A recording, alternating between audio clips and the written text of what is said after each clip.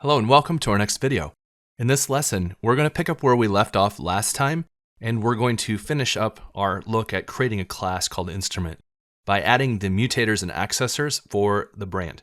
So what I've done is I've loaded O103, create instrument part 2 starter, into the Eclipse IDE, and so that I can work with that. Now you might be tempted to just pick up where we left off with O102, create instrument part 1. You could do that, but you would need to make sure to get the test at least because there's going to be more testing in this.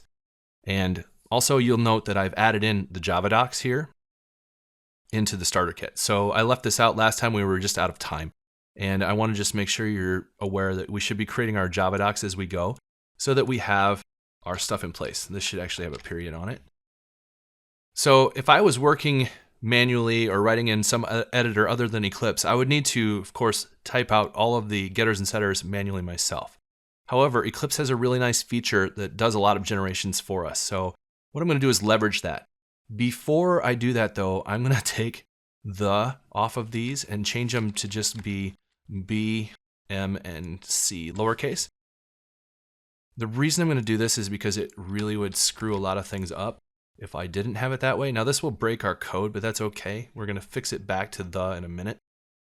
But this way, when it generates, it will name them in a logical way that also will line up with the tests I've provided and the program tester that I've written as well. So let's go ahead and right click and select source. Alt-Shift-S would have also got us there. And we're going to say generate getters and setters. And the nice thing is it allows us to select which variable we want to do these on. So we're going to actually select all three to get them done all at once. We aren't having any final fields. We don't need to worry about that. We'll just add them to the end and we'll just sort it the way it says. And of course, we want them to be public at this point.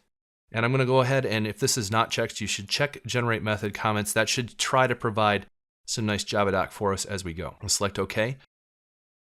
Now, the first thing I want to do is name these back so that I can have my variable names back to where I wanted them. And this is one drawback of naming them differently.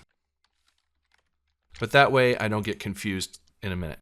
And so that set my constructor back. And here it's asking me to return, I'm just going to say return the brand.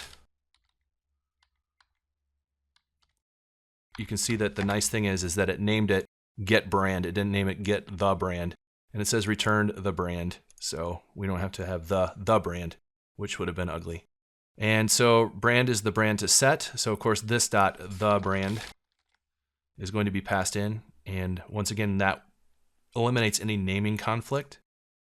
And just to be clear, these getters and setters, if you were writing them manually, when you create your getter, it should have the type of the return variable. So the brand is a string. We should say public string and whatever. We usually say get with a small g or s with a small s. And name it exactly like this because later as you learn development, these will be important to work with things called Java beans. Down the road, if you name them get and set, it's kind of a standard. So just get used to doing that. And as long as you have that prefix of get or that prefix of set, it really doesn't matter what the rest of it is. You could, do that other than it will be easier for other things to line up. So once again, let's just move forward here. This is going to need to be the model. And this needs to be the model. And I'm just hitting Control Spacebar to quickly pull these up. And then just arrowing to the one I want, hitting enter. And this is the cost.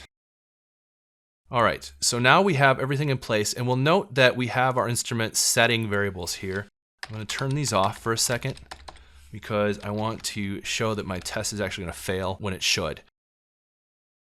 And so let's look at the test real quick. In the test, we'll note, again, we have our two instruments and we have our brands in place along with our delta, so our double comparison works fine.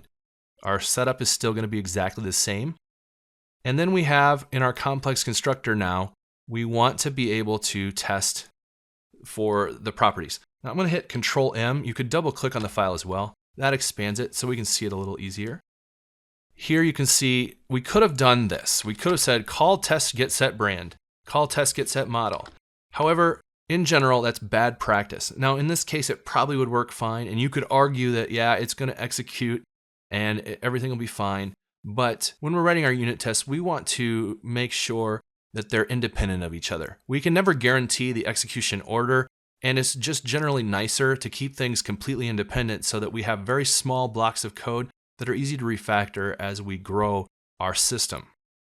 So this would be a bad practice. I left them in there just so that I would get to show that to you, but obviously you'd want to just take those out. So here we have our 3 assertions to make sure that we have equals on our property. So complex should set at the start, brand, model, and cost. We're just going to make sure, and again, there's the delta for our double comparison in case you want to take a closer look at that. And we're going to do the same thing for the getters and setters. Here, every single time we're going to assume that we need to set the basic one because it's not set yet. And so we'll call set brand, and then we'll make sure they're equal. That assures us that the set method is working as well as the get method.